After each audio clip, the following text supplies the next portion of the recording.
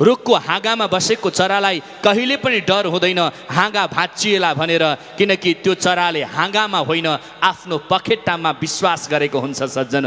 हो, जीवनमा त्यसैले हामी परनिर्भर होइन आत्मनिर्भर हुनुपर्छ, स्वयंमा निर्भर हुनुपर्छ, अनि बल्ल हामीले हाम्रो जीवनलाई सही ढङ्गबाट जिउन सक्छौँ, सही ढङ्गबाट अगाडि बढाउन सक्छौँ। आज कसैले मेरो जीवन बनाइदेला, कसैले मलाई सहयोग गरिदेला, कसैले मलाई साथ दिएला भनेर कहिले पनि कसैको साथको अपेक्षा नगरौँ। कसैले हत्केलामा राखेर शिखरमा तपाईँलाई पुर्याएको छ भने याद गर्नु, जुन दिन उसले हत्केलाबाट तपाईँलाई छोडिदिन्छ तपाईँ भुइँमा बजारिनुपर्छ अनि त्यही भुइँमा आउनुपर्छ।